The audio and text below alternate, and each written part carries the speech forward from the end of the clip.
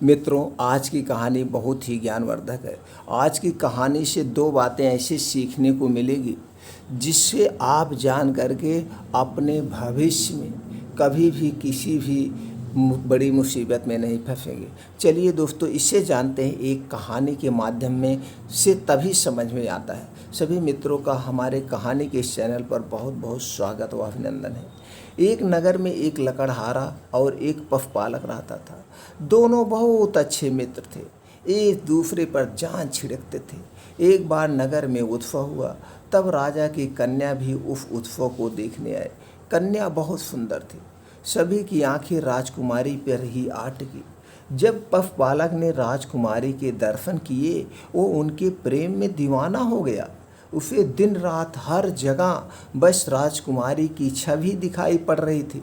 उसका किसी भी काम में मन नहीं लग रहा था। उसकी इस हालात को देख उसके मित्र लकड़हारे को चिंता होने लगी। उसने अपने मित्र पशुपालक से इस दशा का कारण पूछा। तब पशुपालक ने बताया कि उसे राजकुमारी से प्रेम हो गया है और वह उनके बिना जीवित नहीं रह सकता। उसकी बात सुन लकड़हारा उसे एक सुझाव देता है। कहता है कि सुना है राजकुमारी शिव भक्त है, क्यों ना तुम इस माह की शिवरात्रि पर राजकुमारी से शिव का रूप धरकर मिलने जाओ। यह सुझाव पशुपालक को पसंद आ जाता है।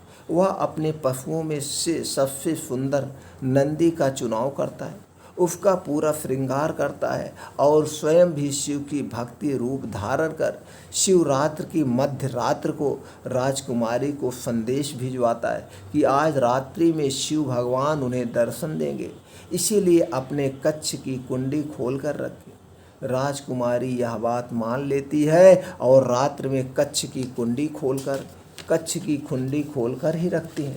मध्य रात्रि के समय पशुपालक शिव का रूप धर राजकुमारी से मिलने आता है, जिसे देख राजकुमारी अचंभित रह जाती है और उनके चरणों में गिर जाती है। पशुपालक उसे कहता है कि तुम देवी का रूप हो, तुम्हारी भक्ति से प्रसन्न होकर मैं तुम्हारे समीप आया हूँ और तुमसे विवाह करना चाहता हूँ। राजकुमारी कहती है कि प्रभु, इसके लिए आपको मेरे माता पिता से बात करनी होगी। इस पर पशुपालक कहता है, कन्या तुम देवी का रूप हो, इसलिए मैं केवल तुमसे बात कर सकता हूँ। तुम्हारे माता पिता साधारण मनुष्य हैं, इसीलिए हमें छिप कर ही विवाह करना होगा। राजकुमारी मान जाती है और शिव रूपी पशुपालक से विवाह कर लेती है। अब पशुपालक रोजाना अर्धरात्रि में राजकुमार के पास शिव के रूप में आने लगता है। रोज कोई राजकुमारी के कक्ष में आता है। इसका दासियों को संदेह हो जाता है। दासियां यह बात महारानी को बताती हैं। महारानी राजा से बात करती है। दोनों राजकुमारी के पास आते हैं और सच पूछते हैं। इस पर राजकुमारी पूरा सच अपने माता पिता को बताती है। माता पिता बहुत प्रसन्न होते हैं कि उनकी कन्या को स्वयं भगवान शिव ने प्रसन्न किया है।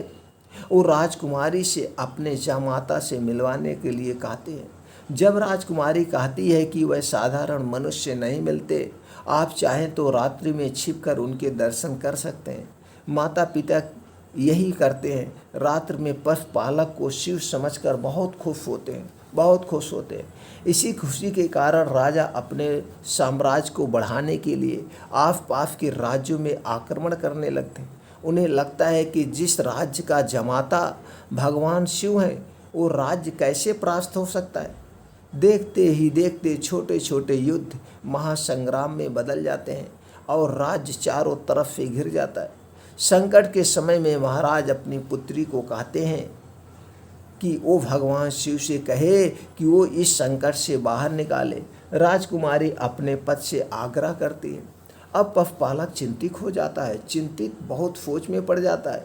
ना डर कर भाग सकता और ना अकेले युद्ध कर सकता। वह एक नया उपाय सोचता है और शिव जी का तांडव नृत्य सीखता है और अपने मित्र लकड़हारे की मदद से एक उड़ने वाला नंदी बनवाता है। जैसे ही रात्रि का समय होता है, वो सीमा पार जाकर आकाश में नंदी पर बैठकर सबके सामने जाता है। उसे देखकर सब डर जाते हैं। फिर धरती पर उतरकर अपने क्रोध को तांडव के रूप में दिखाता है, जिससे सभी डरे जाते हैं और वहाँ से भाग जाते हैं। इस प्रकार पशुपालक अपने राज्य को संकट से बचाता है, लेकिन उसे अपनी भूल का एहसास होता है, इसलिए वह राज्यसभा में जाकर अपनी गलती स्वीकार करता है। सभी दरबारी भौचक्के रह जाते हैं।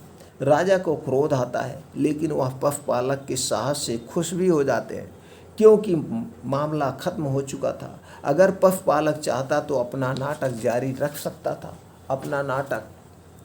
लेकिन उसे अपनी गलती का एहसास हुआ और उसने बिना परिणाम के ही सोचे सभी के सामने अपने गलती को कबूल कर लिया।